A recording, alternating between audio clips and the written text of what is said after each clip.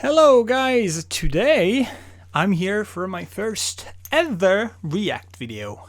Let me first introduce myself. My name is André Cartier and I've been working as a music journalist for the past 10 years now.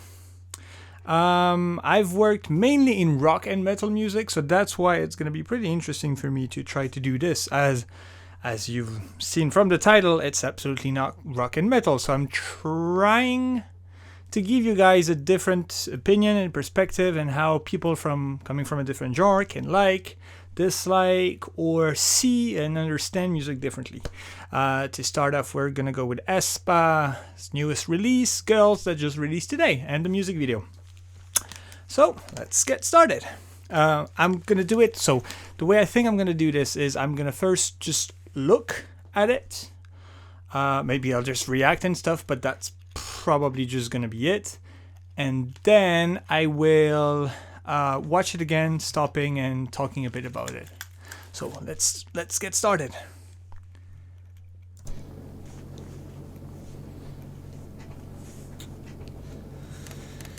So color schemes are also pretty interesting. I've watched a bit of it. I've watched the previous clips. Alright. So luckily I do know a bit about the girls. I know who's who and stuff like that. I've watched the previous clips.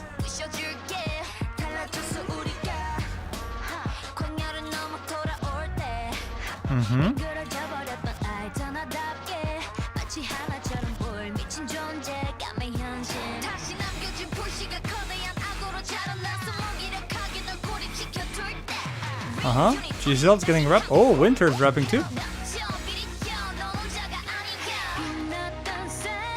Alright. Pre-chorus. Pre-chorus, they all have the same thing in K-pop. Like, but they don't have it.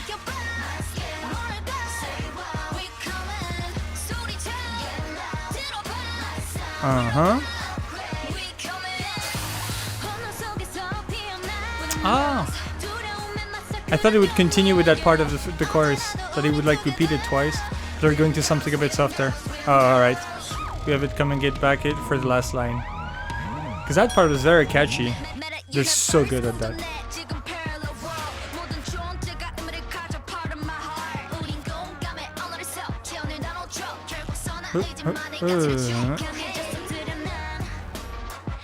Raps in both verses. Pretty cool.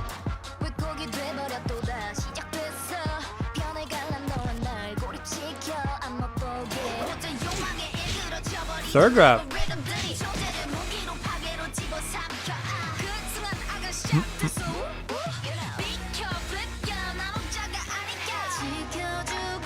Second pre-chorus. So far so good. I'm not saying much because I'm just like trying to enjoy it. So like there's so much to take in as well.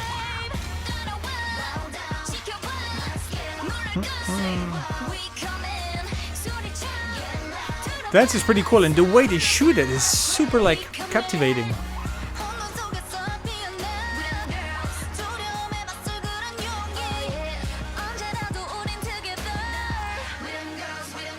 Pretty close to the breakdown, I guess.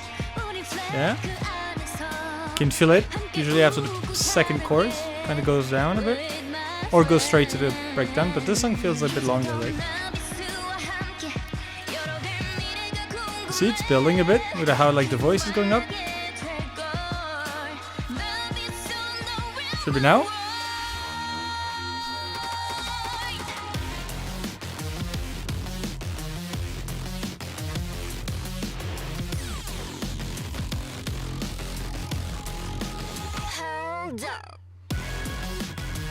Oh, what a breakdown. Very cool.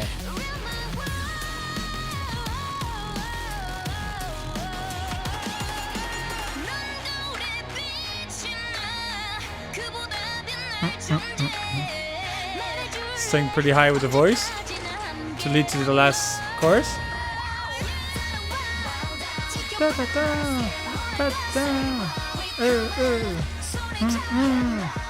Very nice.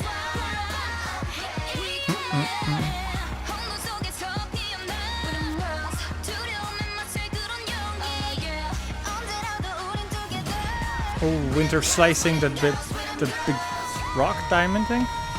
There was so many things to pay attention to. Jesus, I couldn't like. Wow, I couldn't. Oh, there's so much. There's so much to talk about. Wow. Okay, there's so much to talk about. I don't even know. Wow, I don't even know where to start. There's so much. Right, SM Entertainment. Obviously, the songwriters have done a tremendous job. All right, I'm back to the start of the video. First impressions like this, it's really good. I like it, but also like since when it's K-pop, I have very high expectations because of like how much time, money, and how much attention to details they give. Like K-pop is not like I enjoy K-pop. I just think it's like the most overproduced type of music in the world. It's like, to me, it's more overproduced than, say, American pop. As in, like, the, top of the line. The, like not necessarily Lady Gaga, but, like, take Peak, Prime, Katy Perry, where, it's like, that's going to make millions of dollars because just the name, but then you still have, like, lots of pressure to put out, like, good music and stuff like Beyonce and, like, all those, like, Madonna, Britney Spears, like, a long time ago.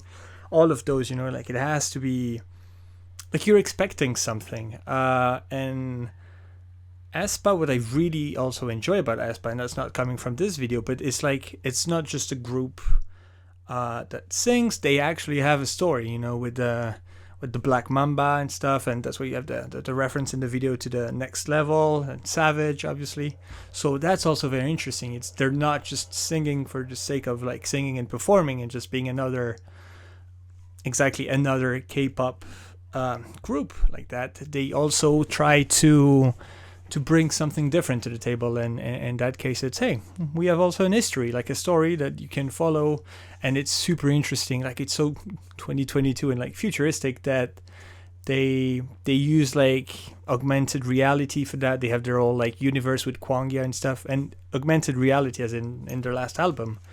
Like, I was amazed, like, because, these days when you buy an album, it's like a jewel case. You have a leaflet that's like 2 pages, the album done, because pretty much nobody buys CDs anymore. But in Korea for K-pop, like, it's like those nice books or like huge photo books in some cases. And like, it's insane what you find in it. So like, it's super interesting to me how they do things differently. Also, what I'll note is that and I'm not an expert about that, of course, but like, if you listen to rock and metal, you'll focus more on the melody and the music because, well, they write everything themselves. Like they write the riffs, they compose, they write the lyrics, they do everything by themselves. It's like all, homemade if you want. They have a producer to like, mix and stuff like that and, kind of have a direction and stuff like that. But that's pretty much it. So it's much more like it's made in a garage, like not to say that Metallica they obviously don't make their songs in a garage, but you kind of get the idea.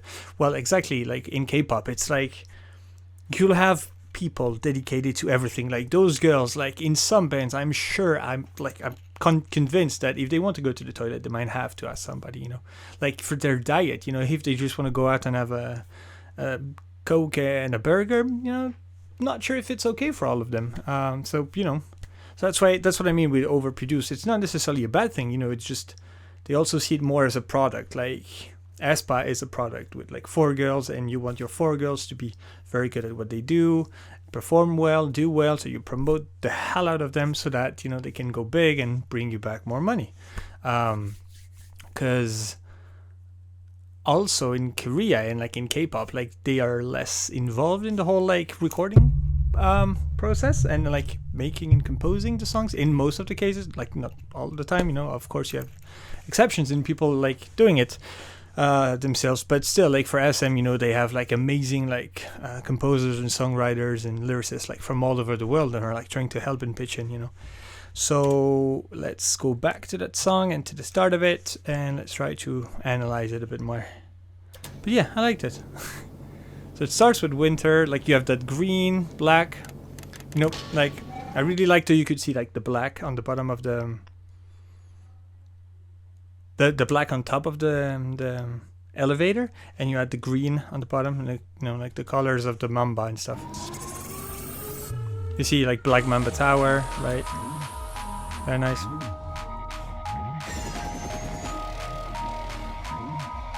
Showing all the faces, so you know whose group it is. Here, it's kind of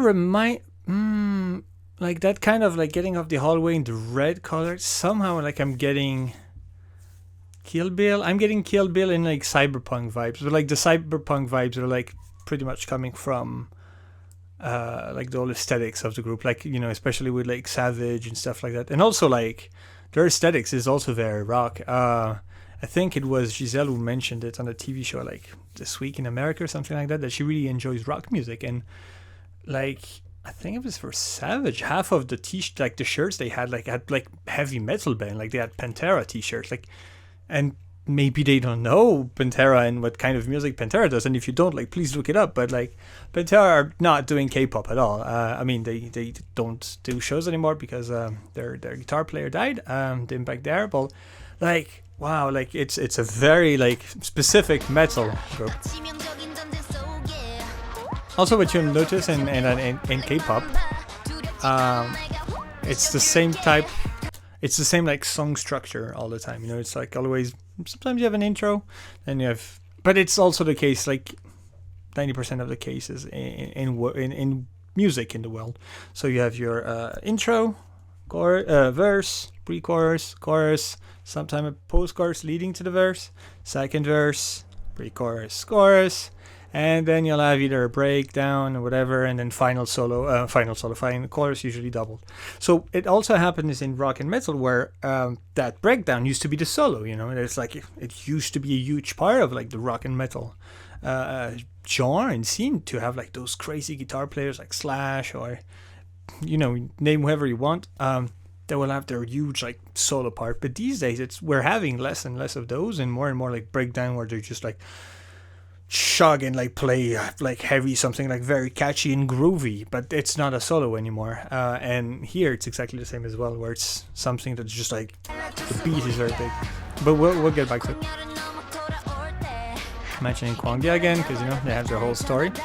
I don't think I'll talk too much about the lyrics, but yeah. You see? Bam, bam, bam, bam, bam, bam.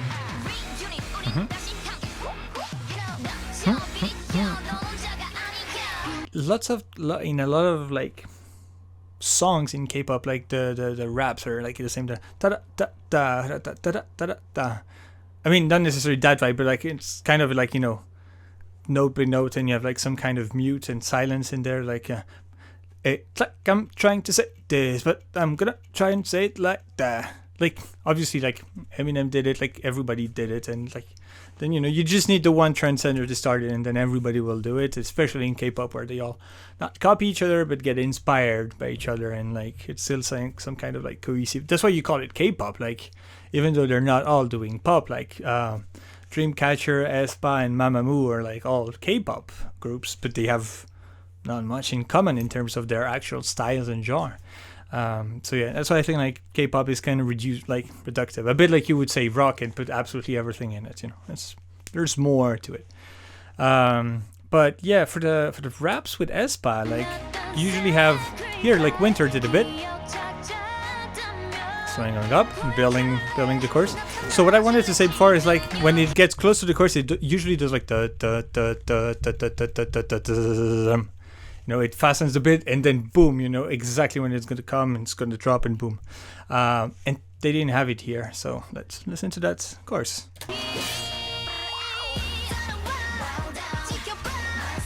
The dance is really cool. Because like, you have to stop again. It's like such an important part of like K-pop, like that sound, that visual thing, not just like how they look, what they wearing in like the music video, but like the dance, the choreography. Because if you listen to any different genre, I think it's just that, it's just you listen to it. But like in K-pop, like a lot of times, and if you can, please do it, like the music video like brings so much more information, because it's not just you just don't need to use your ears, but you also need to use your eyes, and it's like using another sense. And that's like it's such a small thing, but it changes the whole thing. Because well, for I guess rock and metal, you have to play the instrument, but that's if you want to. But like in video clips, you won't. I mean, no, yeah, actually, you do see them play, but you know, it's not a dance or a choreography. They're just playing, and sometimes they show you like what they're doing with the instrument, but that's pretty much it. And here in K-pop, like it's such a visual thing in that sense that you have to the choreography that of course you can learn, you know, but also that you have to see. You can see and watch and experience, and they usually play so much off of it, like when they're recording and shooting the video, you know, like how they're like. It seems like but like not that much, you know, because it doesn't really exist in different genres. Let's get back to it.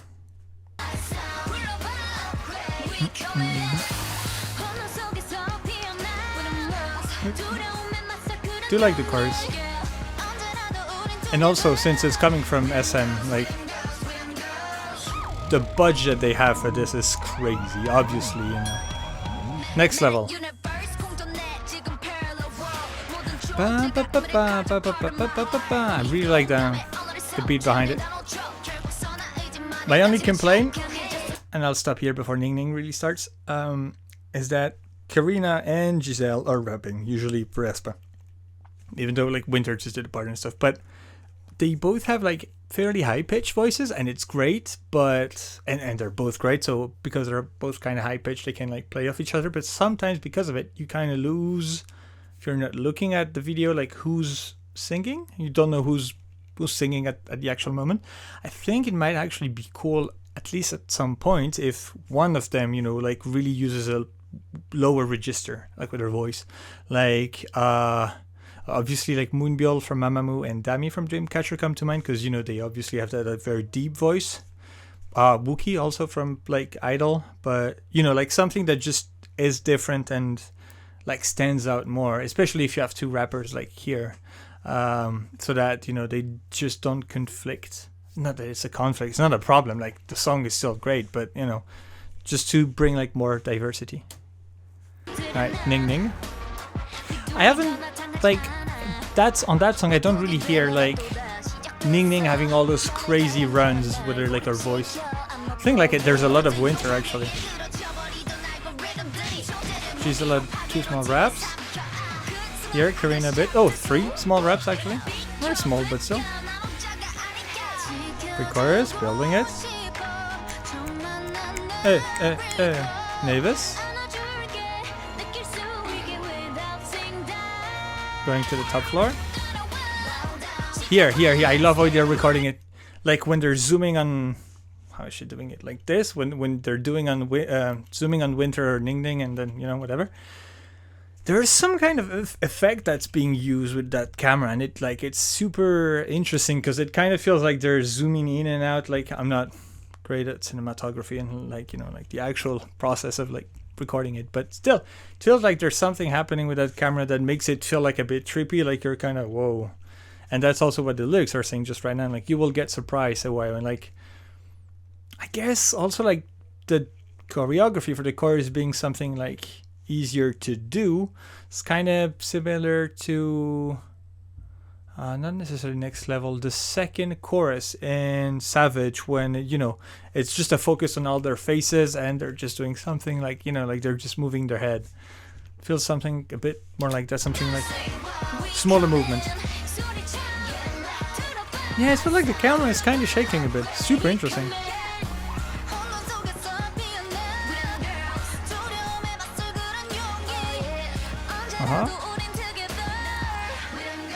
Wait them girls, wait them girls. Could have said it a third time. So here you see like it really lowers again, and it's kind of going to build up to that breakdown. And that's Winter's role, you see, with her voice going a bit like higher and higher and higher. And they're going and they're going. 1, 2, 3, 4. Building up and going for it. And you see the beat, like, oh, it's heavy, like very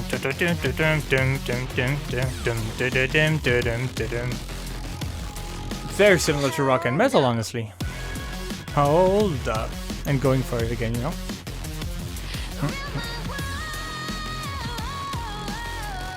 Very cool. Making finishing. Winter with our crazy voice, crazy high-pitched voice, leading straight to the chorus. Ding ding. Here, I'm gonna stop again. They do that a lot with Aespa, I think. Maybe other groups, but I don't have an example where they have like the biggest part of the group. Like here, three. You have like Karina at the front, and Ning Ning and Giselle just at the back dancing, and you have the one that's doing the main singing or stuff that's actually set apart on the stage. Here she's on the right side, and you hear Winter, like here in that case it's Winter like singing and going with ad-libs and stuff like that, and crazy runs. Ning Ning does that a lot live because she usually has those parts, doesn't on that song, but you see what I mean. Like they really set the singer apart when singing, and I think it's great because Aespa have like the level of all of their ability to sing just in that band is crazy high. Like Giselle would probably be the last one, but she's not bad. Karina is way better than she seems. She would be like the main singer in like most of the K-pop groups, I think. And then Ning Ning and Winter are just a bit higher, and I'll agree that Ning Ning is a bit, is the best one on that group, but they're all like very, very good. So it's pretty nice that they really, like try to put that forward by having them sing the most. And sing on the side, finishing my sentence, but the words don't make any sense. So we're almost at the end. They're changing it a bit instead of having like a chorus repeating itself. Song is really cool. I really liked it. Girls, very nice. Yeah, it's really interesting. I could honestly like watch it again 2, 3, 4 times to try to analyze everything, because obviously the video meaning, like continuing their story is one thing, the lyrics is one thing, but there's so much. Like I would need so much more time. If you liked it, thank you very much. If you want to see more, please let me know what song, what genres you would like me to cover and react to. Also, please try to like, comment, subscribe, or anything like that. And thank you very much. Have a great day.